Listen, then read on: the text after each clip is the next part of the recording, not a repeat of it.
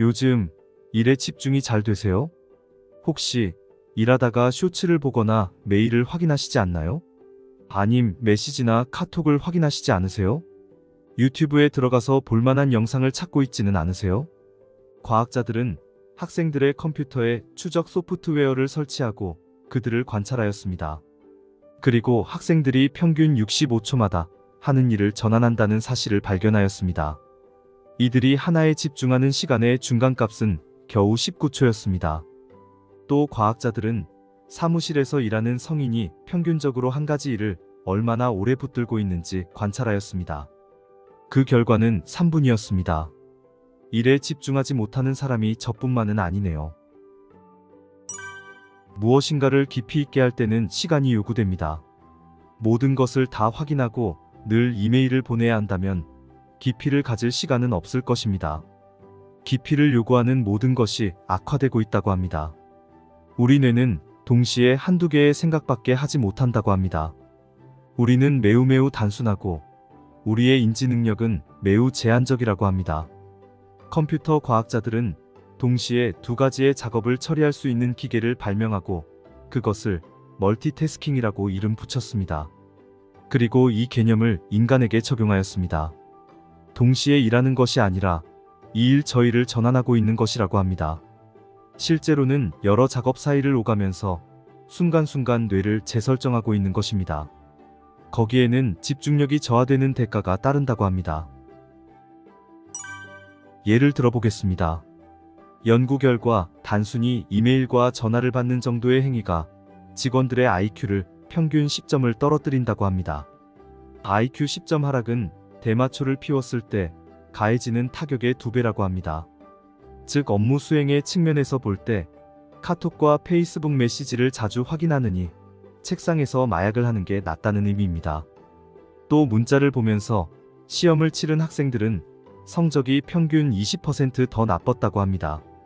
전 세계에서 가장 빠른 속도로 증가하는 사망 원인 중 하나가 바로 부주의 운전이라고 합니다.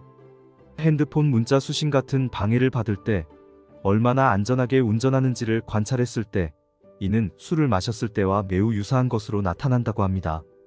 현재 우리가 할 수 있는 최선은 주의를 산만하게 하는 것들을 최대한 없애는 것입니다.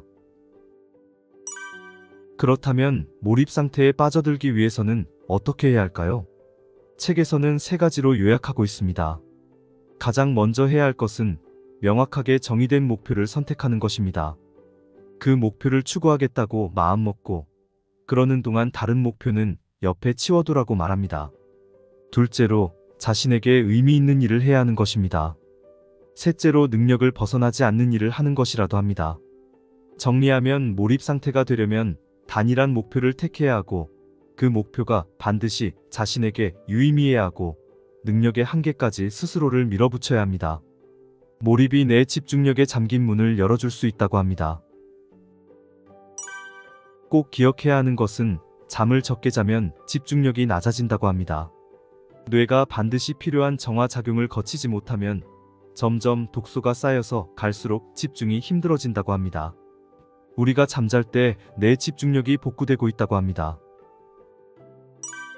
우리는 책에서 화면으로 이동하기 시작하면서 더 깊은 형태의 읽기 능력을 잃기 시작했고 결국 책을 더욱더 안 읽게 되었다고 합니다. 동화책을 읽거나 영화를 보는 아이들은 공감 능력이 좋지만 길이가 짧은 텔레비전 프로그램을 보는 아이들은 그렇지 않다고 합니다.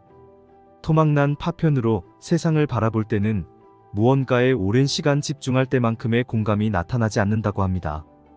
유튜브나 쇼츠 영상으로 하루에 몇 시간씩 노출되면 우리의 사고 역시 그렇게 될 것이라고 합니다. 내면의 목소리는 더 자극적이고 시끄러워질 것이며 부드럽고 온화한 생각에는 귀 기울이지 못할 것입니다. 우리는 자신이 사용하는 기술에 주의를 기울여야 한다고 이 책은 경고합니다. 시간이 갈수록 우리의 의식이 그 기술의 모습으로 변하게 될 것이라고 합니다.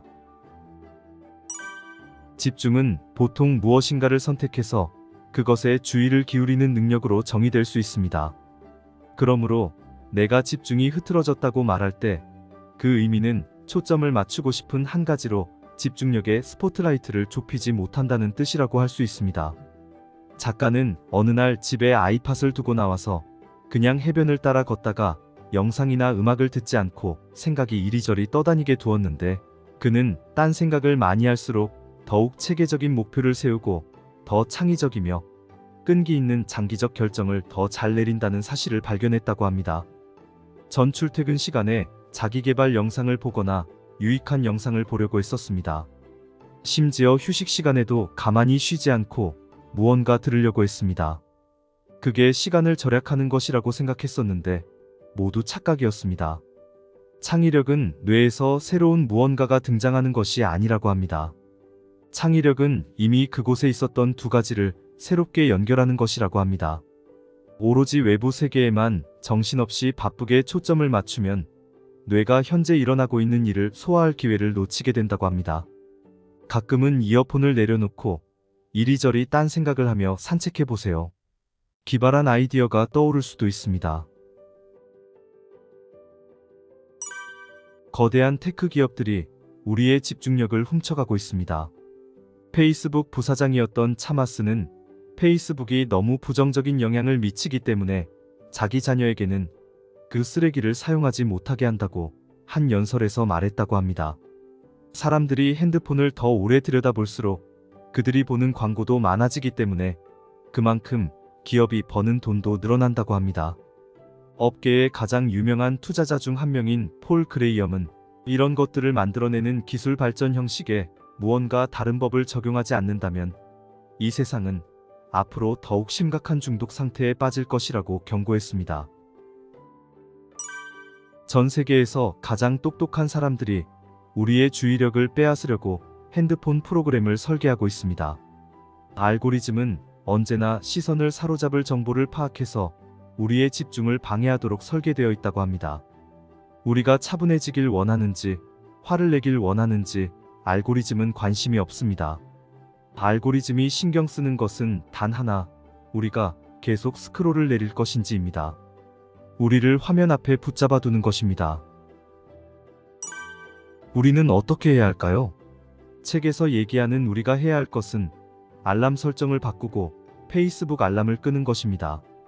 이런 식으로 노력할 수는 있겠지만 화면 반대쪽에는 우리의 자제력을 꺾으려고 노력하는 천여 명의 엔지니어들이 있다고 합니다. 우리의 집중력을 되찾으려면 개인적인 노력도 해야겠지만 그것만으로는 빠져나올 수 없다고 저자는 말합니다. 페이스북의 비밀 문건이 유출되는 사건이 있었다고 합니다. 이는 페이스북의 성장이 사회에 너무나 유해할 수 있기에 성장을 포기해야 한다는 페이스북 과학자들의 연구 결과였습니다. 하지만 페이스북의 임원들은 이를 무시했다고 합니다.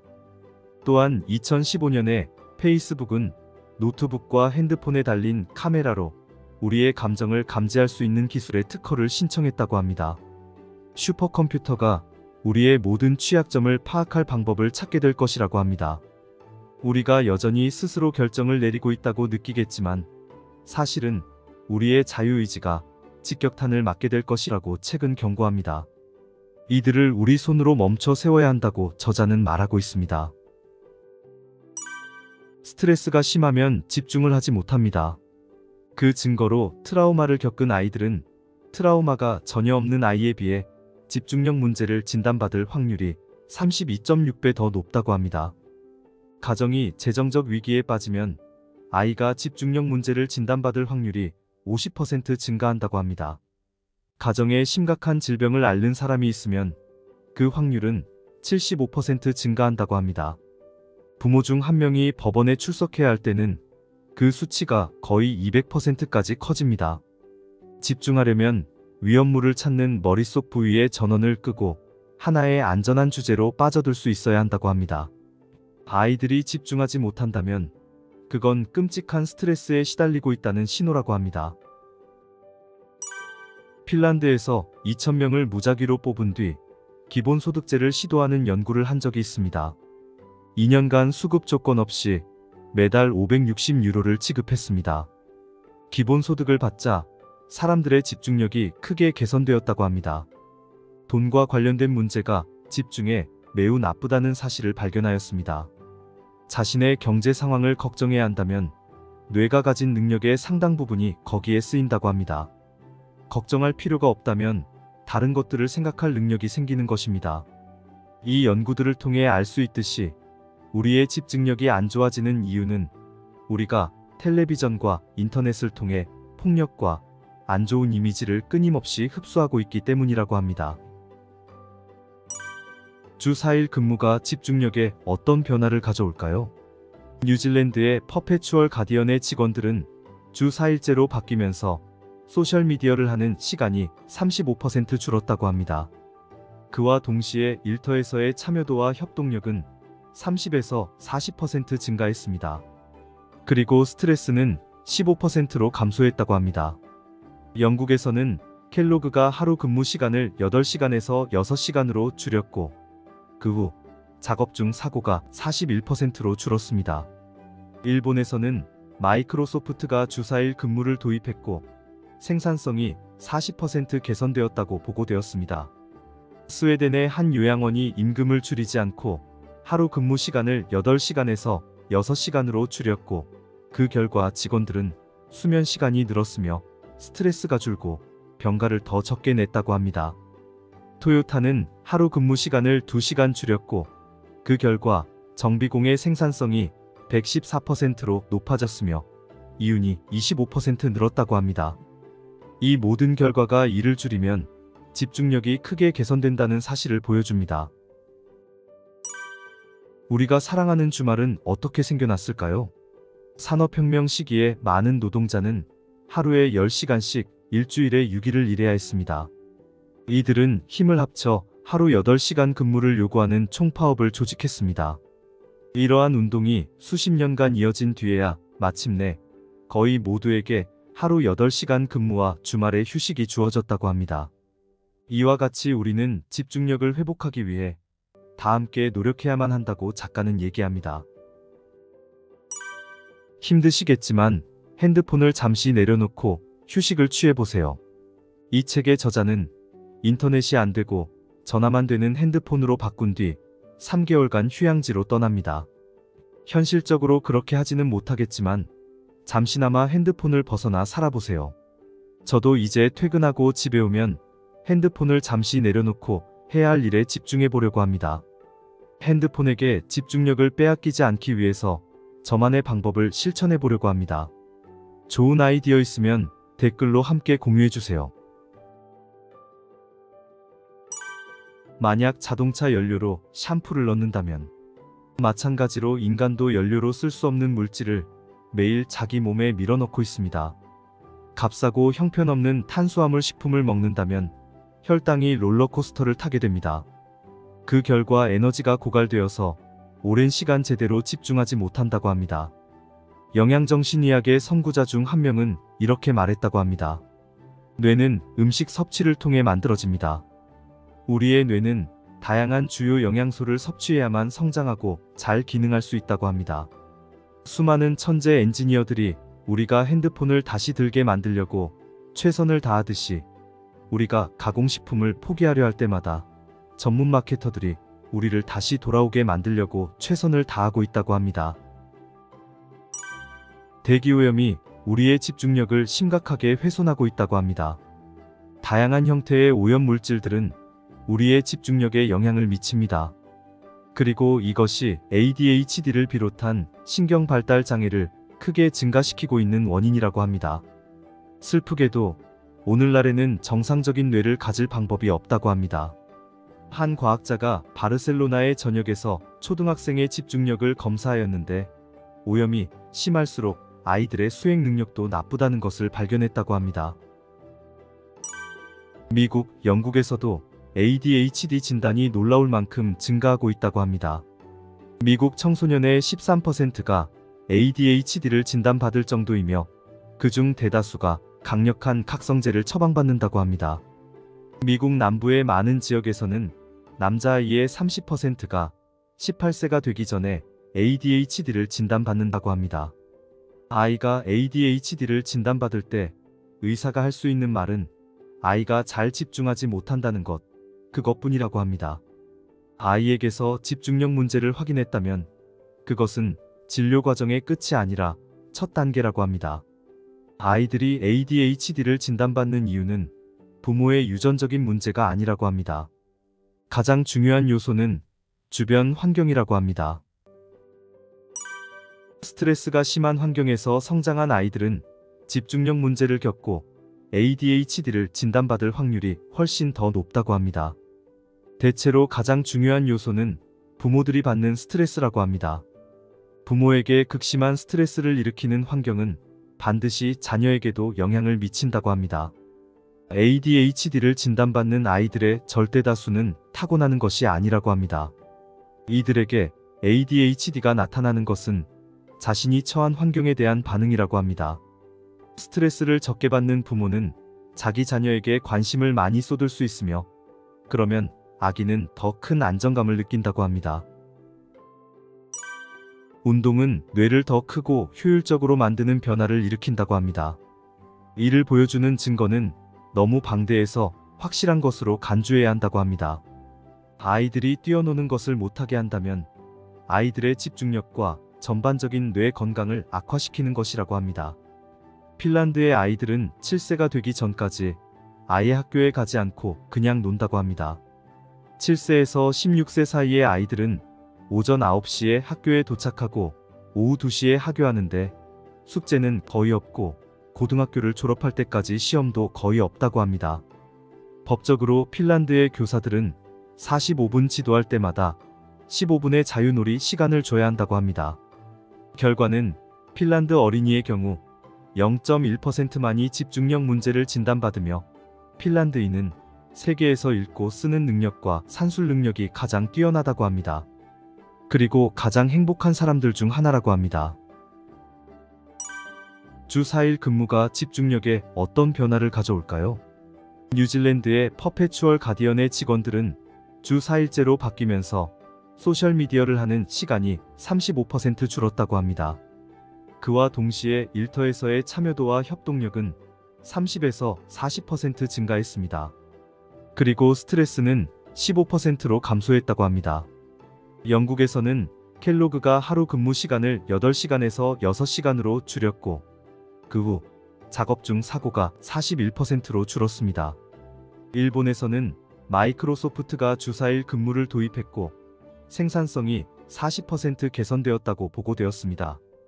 스웨덴의 한 요양원이 임금을 줄이지 않고 하루 근무 시간을 8시간에서 6시간으로 줄였고, 그 결과 직원들은 수면 시간이 늘었으며 스트레스가 줄고 병가를 더 적게 냈다고 합니다. 토요타는 하루 근무 시간을 2시간 줄였고, 그 결과 정비공의 생산성이 114%로 높아졌으며 이윤이 25% 늘었다고 합니다.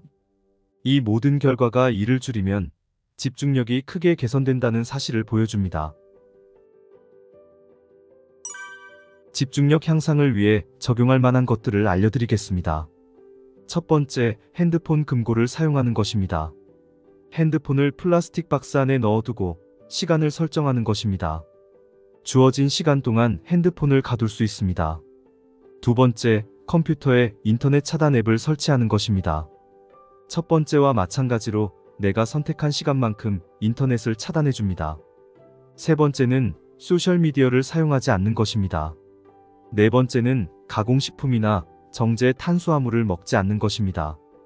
다섯 번째는 핸드폰을 비롯해 나를 방해할 수 있는 모든 것을 내려놓고 매일 1시간 산책을 하는 것입니다. 생각이 배회하도록 함으로써 더 좋은 생각을 할 수 있게 하는 것입니다. 여섯 번째는 8시간 수면을 엄격히 지키고 침대에 눕기 전 2시간 동안은 전자기기 화면을 보지 않는 것입니다. 저자가 추천하는 방법입니다. 자세한 설명은 앞에 나온 영상들에 모두 있습니다. 이 6가지 방법들을 실천한다면 분명히 집중력이 향상됨을 느끼실 수 있으실 거예요. 도둑맞은 집중력을 되찾으시길 바랍니다. 시청해주셔서 감사합니다.